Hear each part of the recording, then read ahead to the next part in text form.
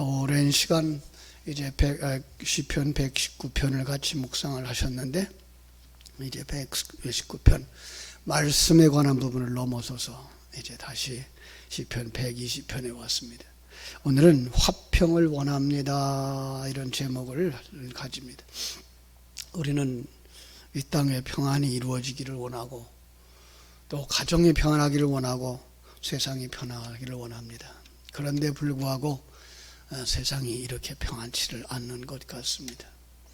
아마 이 시편을 기록한 사람도, 시인도 이방인의 땅에 아마 오래 머물렀던 것 같아요. 그래서 이방인의 땅, 세상을 바로 이방인의 땅에 비유를 하면서 이렇게 안타까워서 하나님 앞에 기도하는 모습을 보게 됩니다. 표제에 보면 성전에 올라가는 노래 이렇게 기록되어 있어요. 유대인들이 성전에 올라갈 때 불렀던 노래 같다, 이러는 거죠. 성전에 올라가면 뭐 하죠? 성전에 올라가면요, 그들은 정말 제사도 드리고 절기도 지키고, 그죠? 그런데 불구하고 그들이 화평을 원한다. 실제로 화평이 아니라는 거죠. 실제로 전쟁이고 다툼이 일어나고. 그러니까 앞뒤를 바꿔서 얘기하면, 그들은 지금 성전을 향하여 올라가면서 찬송을 불러요. 그런데 그들의 삶의 현장은 평화가 아니고 갈등이고 환난이고 고통이 있다는 거죠. 그죠? 오늘 우리가 살아가는 삶의 현장과 다를 바가 없는 거죠.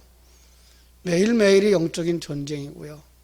이 세상은 정말 자기들의 권력을 쌓기 위해서, 자기들의 부유함을 찾기 위해서 남이라도 밟고 일어서려고 하는 이러한 세상인 거 우리가 알 수가 있습니다.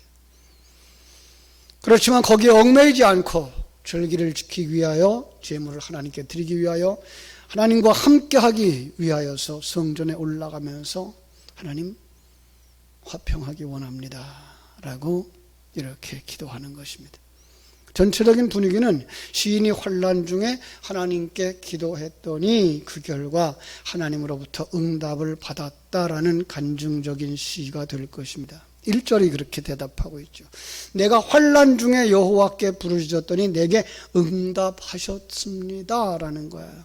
시인이 환난 중에 하나님께 부르짖었다는 것은 여호와에 대한 깊은 신뢰, 하나님을 아는 것이고, 하나님의 약속을 믿는 것이고, 하나님이 창조자고 하나님의 섭리자고 하나님이 승리자라고 하는 사실을 믿기 때문에 그분에게 이제 약속한 바대로 이제 기도하는 거죠.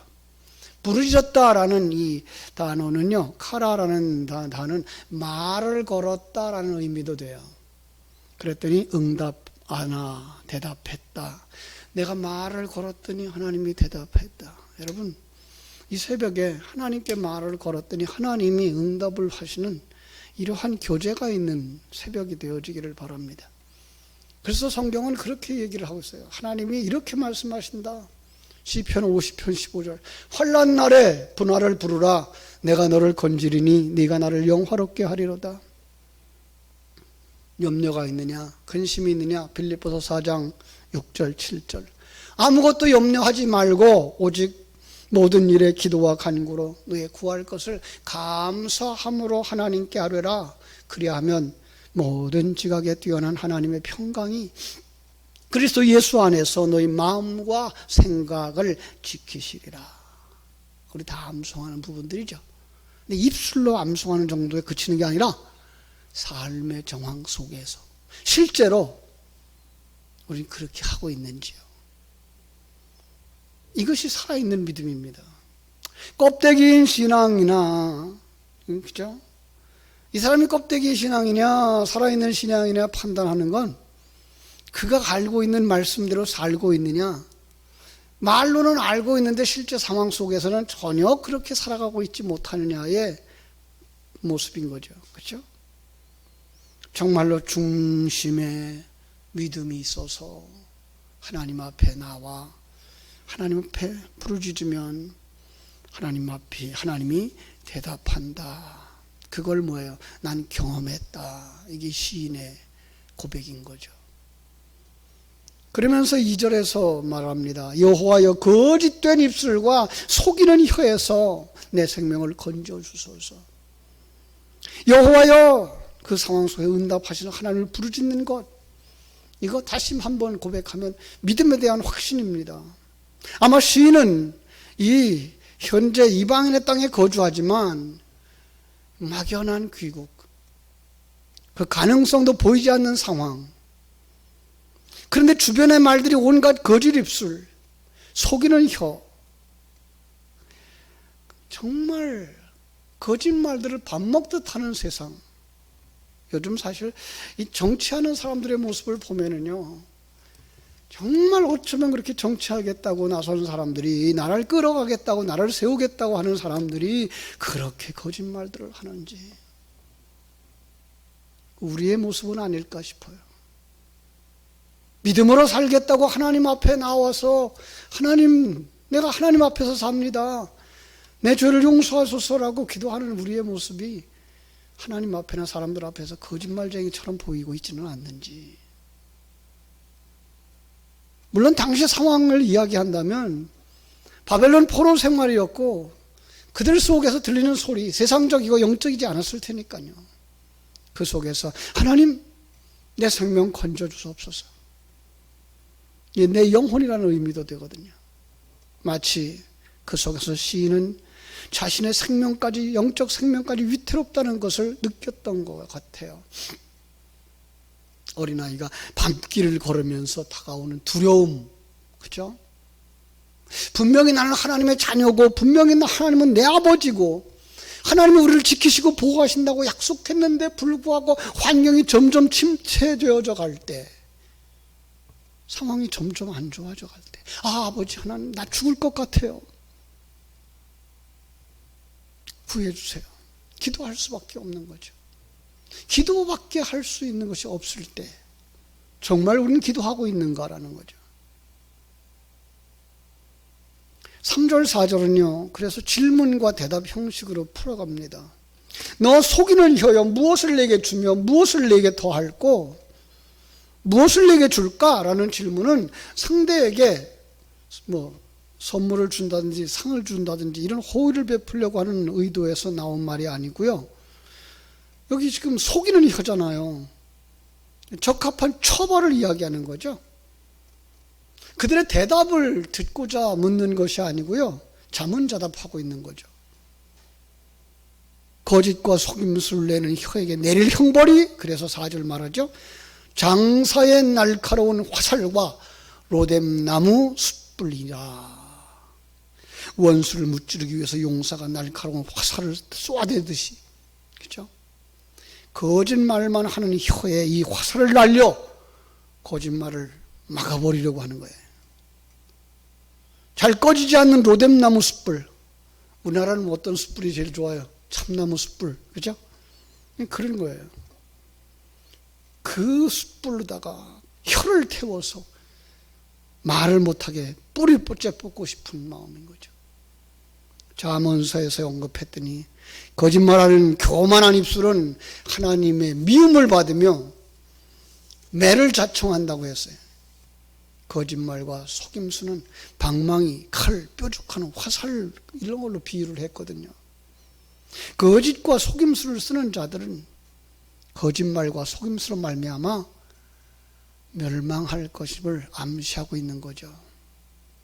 여기서 우리는 조금 더 나가보자고요. 정말 성경이 말하고 있는 거짓말은 어떤 걸까? 제가 늘 얘기합니다. 성경은 항상 진리를 담아준 그릇이 있는데 그게 율법이고 그게 절기를 지키는 행위이고, 근데 그것만 주장하고 거기 담아주신 그 진리를 잃어버렸을 때, 진리를 말하지 아니할 때 그걸 뭐라고 해요? 거짓말한다는 거예요. 예수님이 오셨을 때 예수님이 그 주변에 유대인들, 바리새인들 정말 율법 잘 지켰어요. 절기 잘 지켰어요. 11조 잘 했어요. 그런데 주님의 눈에는요, 거짓말쟁이들인 거예요. 독사의 자식들인 거예요. 왜요? 그 담아준 진리는 생각지 아니하고 그 율법 준 그 율법만 지키느라고 10가지 율법을 613가지로 만들어 놓고 이건 하면 되고 이건 하지 말아야 되고 주일날은 몇 걸음 걸어가면 되고 안식일날은 몇 걸음 걸어갈 수 있고 무게는 어느 많은 건 들어도 되고 어느 많은 건 들면 안 되고 그러면서 그걸 지키고 살았다고요. 자유가 아니라 그건 정말 올무였던 거죠. 바로 그게 뭐예요? 거짓말장이라는 거죠. 그러나 그 속에 있는 진리를 아는 사람들은 주님과 함께 하면서 자유할 수 있는 거예요. 내가 하나님의 생명을 가진 자로서 하나님 앞에 부끄럽지 않게 사는 거죠. 그죠? 그걸 뭐라 그래요? 살려주시는 거죠. 거기서 살려달라는 거예요. 저들은 그걸 보지 못해요. 하나님과 하나됨을 누리지 못하고요. 그러니까 그들은 평화가 없어요. 그런데도 불구하고 그러한 사람들 속에 살다 보니까 어떻게 되더라고요? 지쳐가는 거예요. 그래서 5절부터 7절을 보면 삶이 얼마나 지쳐가고 있는지 고백합니다. 메색에 머물며 게달의 장막 중에 머무는 것이 내게 화로다. 조금 이해하기가 어려운 문장이에요. 왜냐하면요, 그 지리적으로 보면 메색이라고 하는 땅은요, 야벳의 아들 이름이고 그 족속이거든요. 흑해 남동쪽의 고산지대예요. 이 게달의 장막은요, 남쪽 아라비아 지방이에요. 이스마엘 자손의 족속이죠. 지리상 서로 떨어져 있어요. 거기 머문대요. 어떻게 이렇게 멀리 떨어져 있는 데 머물러요? 서울에도 머물고 부산에도 머물러요? 그럴 수 없잖아요. 나는 지금 어디에 있어요? 경기도에 있잖아요. 그럼 이건 뭐예요? 영적인 의미인 거죠. 영적인 의미가 뭐예요? 자신이 살고 있는 그곳이 메색 사람들, 이스마엘 족속들처럼 전쟁을 좋아하고 악의를 가진 야메인들과 같은 그런 곳에 살고 있다는 거죠. 1차적으로 그곳은 내게 화죠. 그러나 우리는 알아요. 이 풍랑 인연하여서 덧빨리 갑니다 찬송했던 것처럼 우리는 거기서 하나님을 더욱 간절히 바라보고 하나님의 보호를 느끼고 거기서 하나님과 임마누엘을 누리게 되기 때문입니다. 그런데 이렇게 좋은 점만 있는 건 아니에요. 전에 중국말로 얘기를 한 적이 있었어요. 그죠?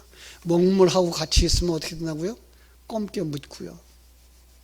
주사하고 같이 있으면 붉게 묻는다고요. 주사라는 말을 그냥 인주라고 생각하면 돼요. 인주. 그죠? 도장 찍었던 인주. 그거랑 곁에 같이 있으면 어떻게 돼요? 옷에 묻어 붉게 되는 거죠. 죄인들과 오래 있으면 죄에 물들게 되어 있다는 얘기예요. 그게 죄인 줄 모르고 살아가더라는 거죠. 그래서 경건한 자들은 그들과의 함께하는 걸 피하죠. 그래서 경건한 자들만의 모임이 필요한 거예요. 그래서 예배가 필요한 거예요. 그래서 예배자들이 함께 모일 필요가 있는 거죠. 모르는 사람들은 우리가 어디에 있든지 믿음으로 살면 되지 않느냐고 이야기해요. 그런데 시간이 지나면 사단의 망각의 안개가 그를 덮어버린다고요. 이것이 바로 코로나19 상황 속에서 어떻게 하든지 예배 장소에 모여야 되고자 하는 주의 종들의 간절함인 거예요. 그럼요. 우리는 어떻게 하든지 새벽을 깨워 기도해야 되고 어떻게 하든지 주의를 지켜서 예배해야 되고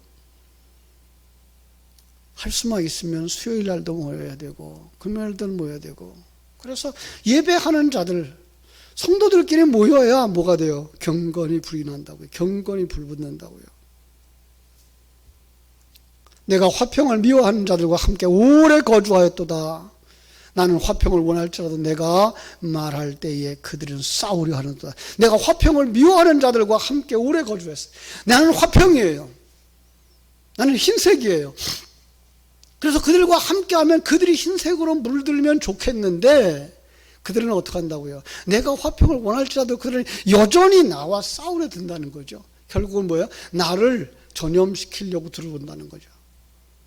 여러분, 그런데 우리의 속성이요, 그 전염에 쉽게 넘어간다는 거죠. 왜? 옛사람이 내 속에 있으니까. 옛날 그렇게 살았으니까. 그게 편하거든요. 그래서 경건하게 살던 사람들이 곁길로 가면은요, 옛날 사람보다 더 악해지는 거예요. 사랑하는 성도 여러분, 오늘 우리는 이 속에서 믿음을 지키는 사람은 세상은 우리를 미워할 수밖에 없죠. 세상이 우리를 반가워하지는 않아요.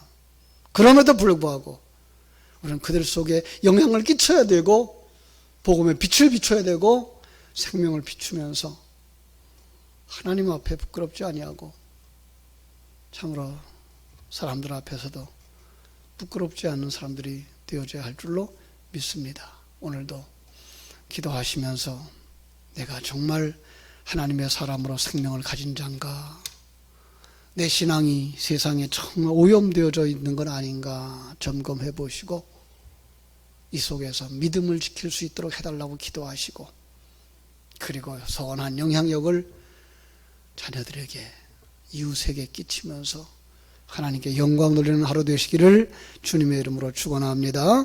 기도하겠습니다. 하나님 우리 아버지, 크신 은혜와 사랑을 감사합니다. 세상이 참으로 어둡습니다. 혼란스럽습니다. 고통스럽습니다. 시인은 내가 환난 중에 여호와께 부르짖었더니 내게 응답하셨습니다 라는 큰 주제를 가지고 나와서 우리에게 전합니다. 여러분, 고통스럽습니까? 환난 가운데 있습니까? 하나님께 부르짖으십시오. 하나님이 응답하실 줄 믿습니다 라고 말합니다. 우리가 살아가는 환경은 어둡더라도, 아니 먹물과 같이 있으면 검어진다고 하지만 또 하나의 비유는 아무리 어두워도 등불이 켜지면 밝게 드러나는 것처럼 우리의 작은 빛이지만 참된 빛이 될 때, 하늘나라 빛이 될 때 어둠을 몰아내고 그 속에 빛의 세계를 이루어갈 줄 압니다. 그 능력 우리에게 허락해 주시옵소서. 그 은혜 우리에게 허락하여 주시옵소서. 그래서 참으로 내가 머무는 그곳에서 선한 영향력을 끼치며 하나님께 영광을 돌리며 하나님의 사람으로 굳게 서갈 수 있는 그리스도의 향기를 드러내는 복된 하루, 아름다운 하루 되게 하여 주시옵소서. 거룩하신 예수님 이름으로 기도하옵나이다. 아멘.